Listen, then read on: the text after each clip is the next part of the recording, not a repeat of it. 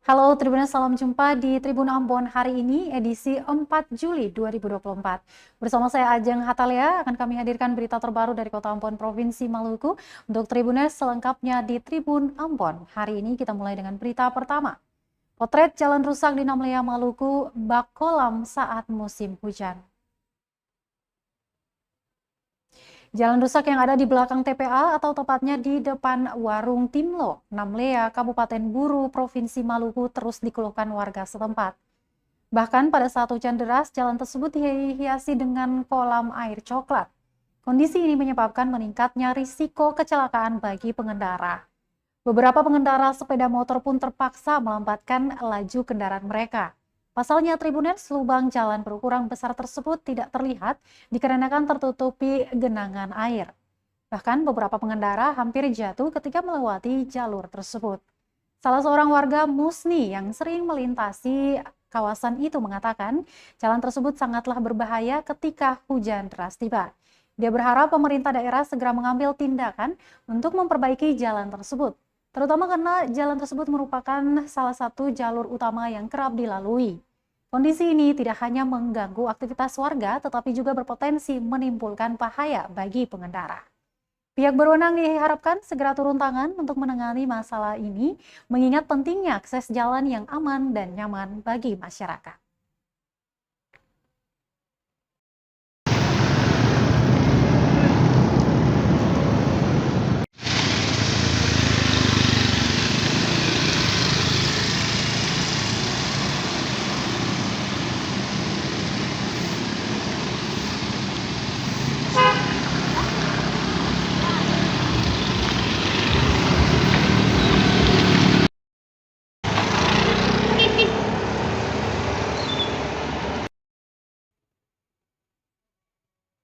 Kondisi jalan Danau Rana Namlea memprihatinkan, padahal dekat dengan kantor Bupati Buru.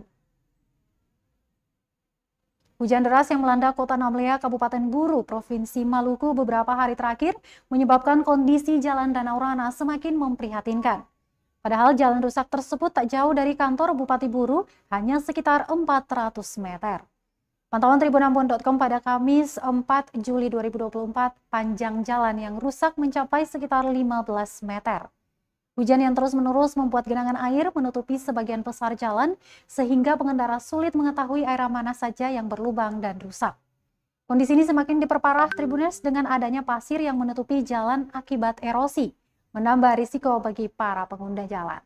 Seorang pengendara motor, Nasrun Buton, mengatakan jalan rusak tersebut sangatlah meresahkan. Dikarenakan ketika hujan, semua area jalan di lokasi itu tertutupi oleh genangan air.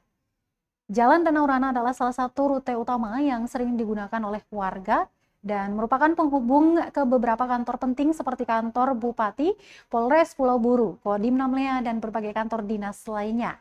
Kondisi jalan yang buruk ini tidak hanya mengganggu aktivitas sehari-hari, melainkan juga meningkatkan risiko kecelakaan terutama di malam hari atau saat hujan deras. Asrun berharap pemerintah setempat melalui Dinas Pekerjaan Umum agar segera memperbaiki jalan tersebut sehingga masyarakat tidak khawatir ketika melintasi area jalan rusak tersebut.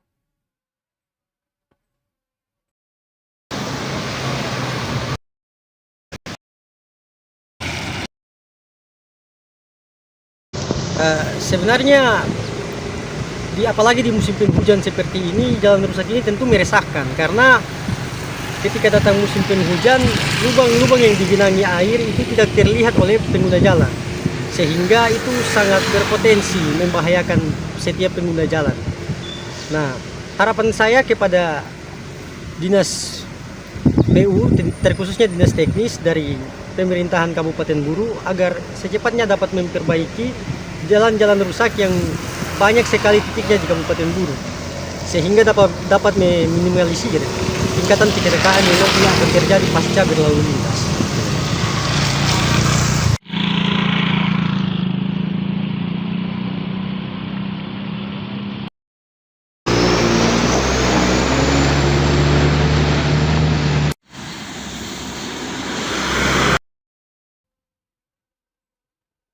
Dari Kabupaten Buru kita ke Kabupaten Maluku Tengah. Tribuners, buka pameran keliling benda sejarah Rakib Saubawa, apresiasi langkah Museum Siwa 5. Penjabat Bupati Maluku Tengah, Rakib Saubawa, mengapresiasi langkah Museum Siwa 5 membuka pameran keliling benda bersejarah di Kota Masohi.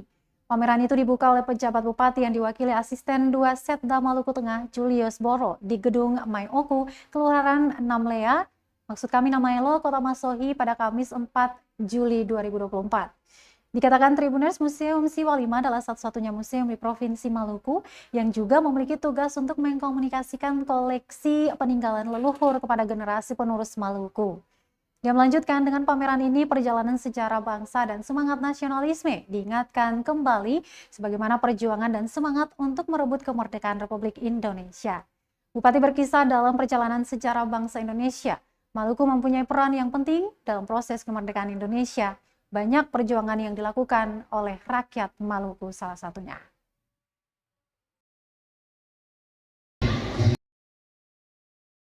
Dan masa depan yang akan datang, sehingga kita tidak akan terjebak kepada kesalahan yang sama. Sekarang sudah sepatutnya kita menjaga dan mengisi kemerdekaan ini dengan semangat nasionalisme yang peduli dengan sejarah dan budaya, sehingga pendidikan Maluku semakin maju dan berkembang.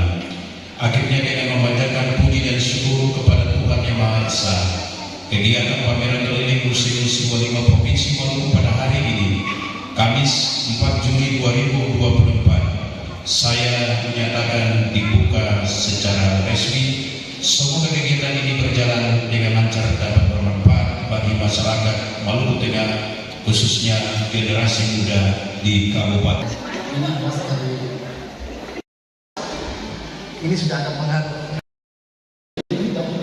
dari serang daun sendiri namanya Tanuri dari Kosovo.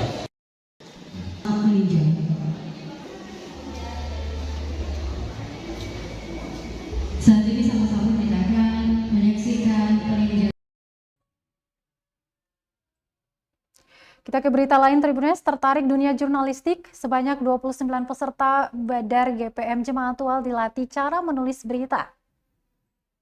Sebanyak 29 peserta Bakudapa Anak dan Remaja atau Badar 2024 Gereja Protestan Maluku atau GPM Klasis Pulau-Pulau Kecil dan Kota Tual mengikuti pelatihan jurnalistik pada Rabu 3 Juli 2024 kemarin. Pelatihan jurnalistik tersebut merupakan bagian dari kegiatan Walang Minat Bakat yang ada dalam rangkaian acara Badar Jemaat GPM Tual 2024. Puluhan peserta itu memilih jurnalistik untuk didalami dan hadir pula dalam kegiatan tersebut Tribuners sebagai pembicara, yaitu jurnalis senior Maluku Tenggara Hari Labetubun yang dahulu berkiprah di harian Suara Maluku. Pantauan Tribunampon.com di lokasi pukul 10.35 waktu Indonesia Timur bertempat di pelataran rumah salah satu warga. Para peserta nampak bersemangat dan antusias mengikuti materi yang dibawakan. Mereka diajarkan menulis berita yang baik dan benar sesuai dengan kaidah 5W1H, piramida terbalik dan ekonomi kata untuk menyusun satu pemberitaan yang efisien bagi pembacanya. Joshua, salah satu peserta, menuturkan mendapatkan pengalaman yang baru dengan mengikuti kelas jurnalistik di mana diajarkan untuk disiplin, menyimak, dan efisien menggunakan waktu. Menurutnya, memang sengaja memilih minat bakat dan jurnalis karena gemar menulis hal-hal baru. Untuk diketahui Tribuners, Jemaat GPM Tual melalui panitia pelaksana mendesain kegiatan Badar 2024 untuk membantu mengurangi dampak buruk bagi anak remaja GPM, diantaranya juga mengangkat kampanye Stop Bullying. Bakudapa Anak dan Remaja Tual 2024 merupakan kegiatan pembinaan dan pengembangan kapasitas dengan menggunakan metode partisipatif dan kreatif. Kegiatan yang berlangsung di Bumi Perkemahan 419 Kota Tual telah memasuki hari ketiga. Di hari ketiga itu 246 anak dan juga remaja yang merupakan peserta Badar terdiri dari 17 sektor lingkup klasis pulau-pulau kecil dan Kota Tual. Digembleng dengan aneka kegiatan walang minat bakat antar lain, seni, tari, musik, olah vokal, bisnis, dan kuliner. Juga jurnalistik di dalamnya, art dan melukis, public relation, gardening, model dan tata busana, pengelolaan sampah serta informasi, teknologi, dan fotografi. Walang minat adalah kegiatan berdasarkan minat dan bakat yang dimiliki dan dipilih oleh peserta dengan minat yang ditawarkan.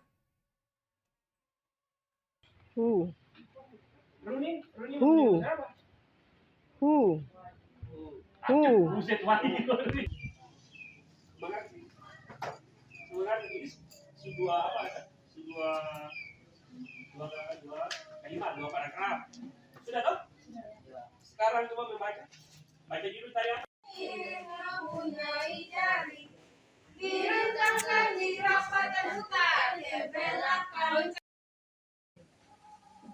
Oke. Terus? Oke. Apa lagi? Baik, Tribuners, kita ke berita ekonomi. Harga sembako di Pasar Impres Namlea, Maluku terpantau stabil. Harga sembako di Pasar Impres Kota Namlea, Kabupaten Buru terpantau stabil pada Kamis 4 Juli 2024. Randi, seorang pedagang yang sudah berjualan di Pasar Impres selama lebih dari 1 dekade, mengatakan harga sembako tetap terjaga meski ada beberapa perubahan kecil. Pantauan Tribun6.com di lokasi, minyak goreng berbagai merek tetap dijual dengan harga yang bervariasi namun terjangkau, Tribuners. Minyak Bimol misalnya dijual seharga Rp105.000 untuk per jerigennya, sedangkan minyak Valencia dan minyak kita masing-masing dihargai Rp95.000 dan Rp80.000 per jerigen. Harga gula pasir juga tetap di kisaran Rp19.000 per kilogramnya dan mentega potong dijual seharga Rp25.000 per kilogram. Sedangkan mentega Blue Band 1 mangkuk dijual Rp20.000, sementara itu gula merah dapat diperoleh dengan harga Rp10.000 per balaknya. Garam Dolphin dijual Rp9.000 per bungkus. Keadaan harga yang stabil ini memungkinkan masyarakat untuk memenuhi kebutuhan pokok mereka tanpa khawatir akan lonjakan harga yang tiba-tiba.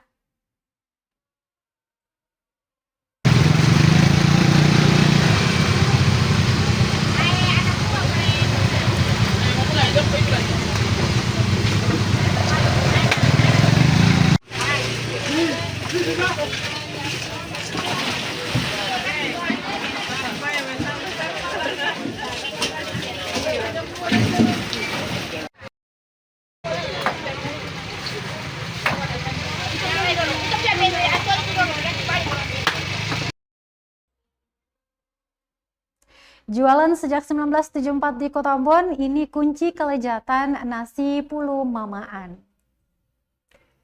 Berjualan sejak 1974, nasi pulut mamaan begitu familiar bagi pecinta kudapan berbahan beras ketan di Kota Ambon. Di usianya yang kini memasuki 70 tahun, pemilik nama asli Selviana Malaiholo masih aktif memproduksi hingga berjualan di kawasan Rumah Sakit Sumber Hidup GPM. Diketahui Tribuners sekalian, membuat nasi pulut serupa buatan tangan mamaan belum terwariskan.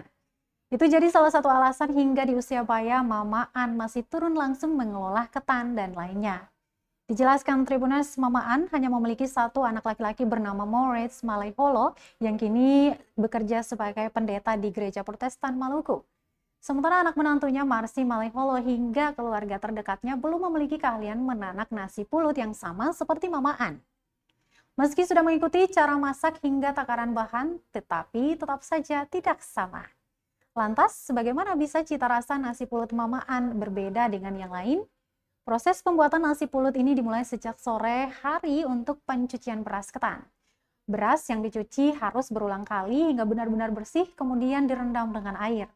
Hingga pukul 22.00 waktu Indonesia Timur tentunya beras itu kemudian dicuci kembali untuk kemudian dikeringkan.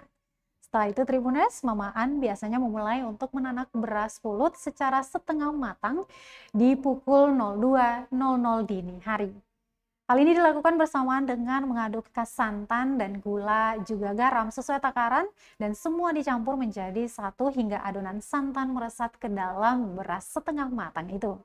Setelah adonan meresap kurang lebih 30 menit, barulah beras ketan itu dikukus menjadi nasi pulut. Dia melanjutkan nasi pulut mamaan biasanya sudah siap di pukul 05.00 dini hari. Namun sebelum dijajakan, biasanya banyak pelanggan yang lebih dulu datang untuk mengambil pesanan masing-masing dari dalam rumah hingga akhirnya nasi pulut baru bisa dijajakan sekitar pukul 07.00 dan biasanya habis di pukul 08.00 hingga 11.00. Tergantung kondisi tentunya. Meski saat ini banyak pesaing yang menjual kuliner yang sama, namun mamaan pastikan jualannya selalu habis laris setiap hari.